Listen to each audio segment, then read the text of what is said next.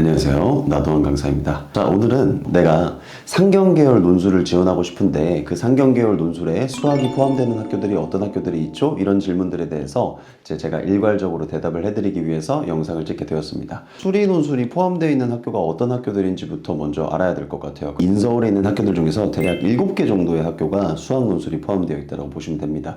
위에서부터 얘기를 해주자면 일단 연세대, 그 다음 한양대, 이화여대, 중앙대, 경희대, 그 다음 건국대, 숭실대 정도가 우리가 얘기하는 지금 수학 논술이 포함되어 있는 학교라고 볼 수 있어요. 선생님이 요 7개 학교들을 크게 3가지 정도의 유형으로 나누어서 깔끔하게 어떤 스타일인지를 한번 좀 설명을 드릴까 합니다. 찐 수학만 푸는 유형, 수학 문제를 풀고 그 다음에 그것을 이용해서 사회 현상을 해석해야 되는 유형, 세 번째 수학이라고 써져 있지만 사실은 수학보다는 경제 수학에 가까운 유형, 이렇게 3개로 나눌 수가 있습니다. 자, 먼저 그냥 찐 수학이 출제되는 학교들이 어떤 학교들인가를 얘기를 해주자면, 첫 번째 한양대, 두 번째 중앙대, 세 번째 건국대입니다.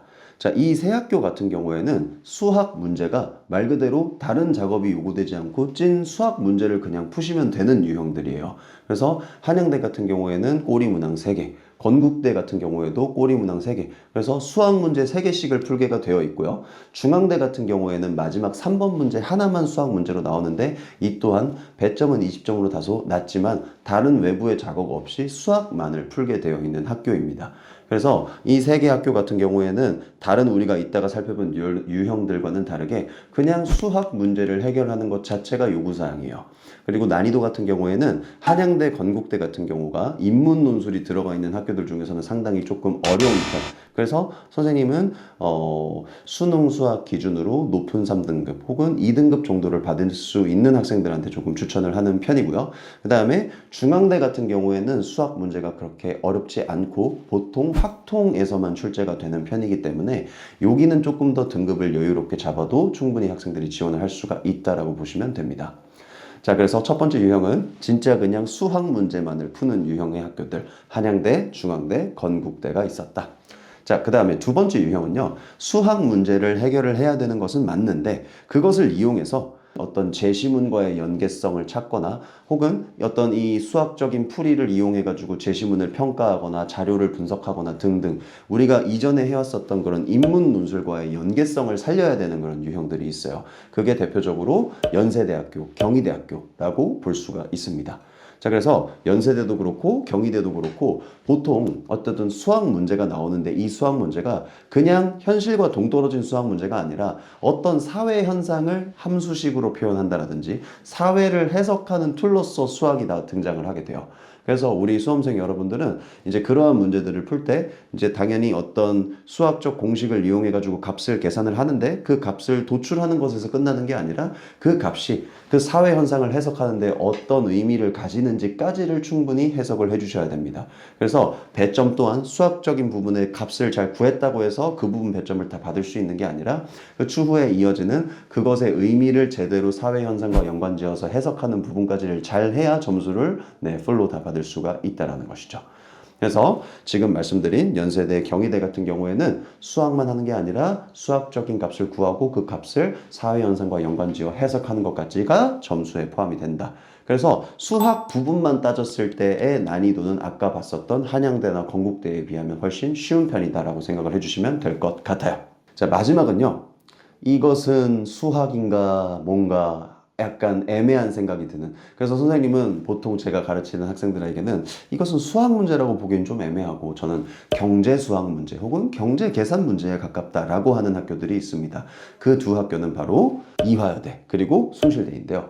자, 여기에서는요 보통 어떤 것들이 나오냐, 예를 들어서 어떤 경제학적 개념을 이용해서 수치를 구하는 문제들이 나온다고 생각해 주시면 되는데, 대표적으로 나오는 주제가 예를 들어서 환율 계산하는 방식을 알려준 다음에 실제 가상의 사례를 주고 그 사례 안에서 뭐 가상의 국가 이런 나라들 사이의 환율을 구하시오, 아니면 여러분들이 어디선가 들어봤을 법한 소비자 물가지수라는 개념을 주고 얘를 구하는 공식을 알려준 다음에 또 가상의 사례에 맞춰서 그 값을 구하게끔 유도하는 그런 문제들이 나온다.